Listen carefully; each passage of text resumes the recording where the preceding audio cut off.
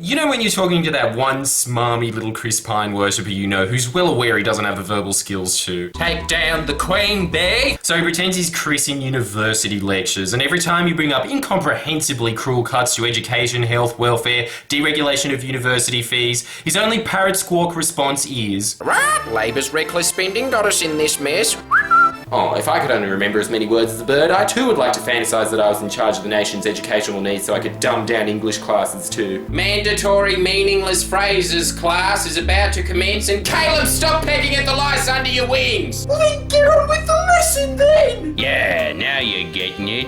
Polly won a cracker. First off, in regards to their Labor's reckless spending answering machine message, terribly sorry Labor chose to make us the only developed nation in the world to escape the global financial crisis by going, in comparison to the rest of the world, a minuscule amount of debt on the advice of one of the most trusted on both sides of politics public servants in recent history, Ken Henry, who served as Treasury Secretary under both Labor and Liberal governments for a decade and was not only originally appointed by a Liberal government, but adored by them his entire career, ever since he helped John Hewson write Fight Back. So we're not talking about some Anthony Albanese, the lovable lefty. We went into debt on the advice of a hardcore economic rationalist, which as soon as it was politically convenient, was given the ceremonial stab in the back as a sacrifice to the sun god.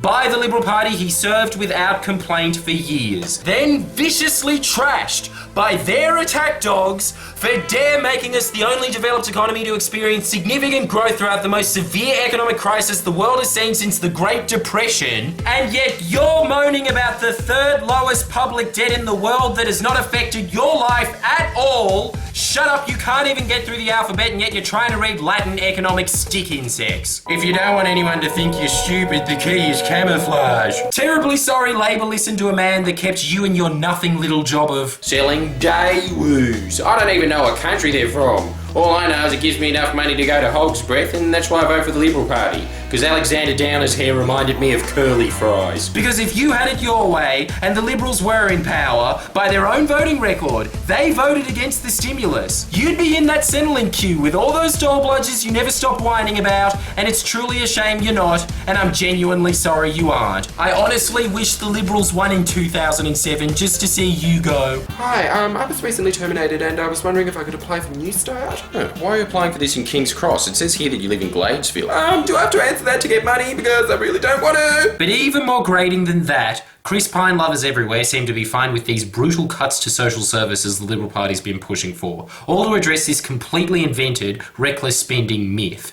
Which I'll admit, sure. Tales of Medusa, the Minotaur, and everyone's favourite, Wayne Swan, the ATM machine that wouldn't shut down.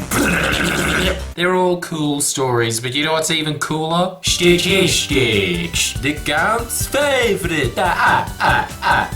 Our current deficit is not a result of overspending. Spending's gone up since the GFC by 1.6%, from 24.1% to 25.7%. That's about the same level of interest a dud bank gives you on savings, and we all think, yes, I clawed back a couple of cents off the bank fees they charged me, boys.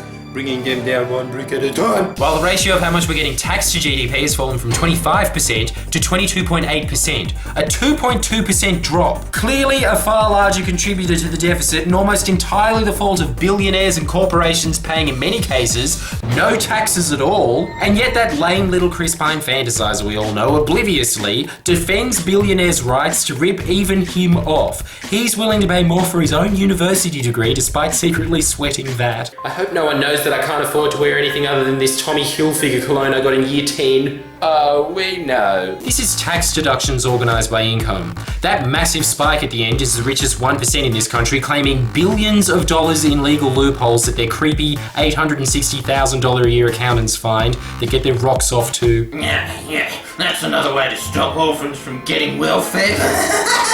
Oh, no figures in my bank account. Looks like one is the loneliest number. A total of 75 taxpayers recorded an income of over $1 million each while paying no income tax. They had a pre-taxable income of $195 million, but reduced their taxable income to a mere $82. And yet your Chris Pine size thinks that's okay. I say the lad you knew in high school has a better idea of how to shrink the deficit than the young liberal you know in university. We should all learn the way of the humble yo-gabba-gabbas in this country who steal from the duopoly of Coles and Woolworths all the time and Tax 'em, lad. Ha! the remarkable think tank, the Australian Institute, along with the independent movement,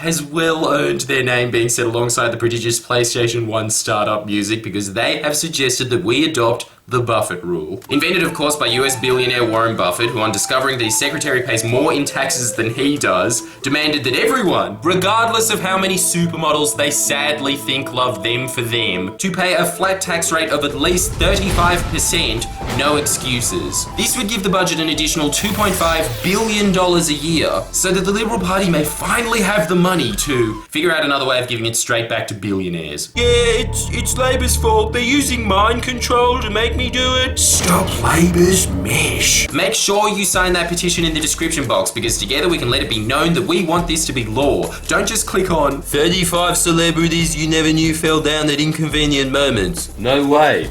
Ian Thorpe fell down at an inconvenient moment. Yes! Oh yeah, now I remember.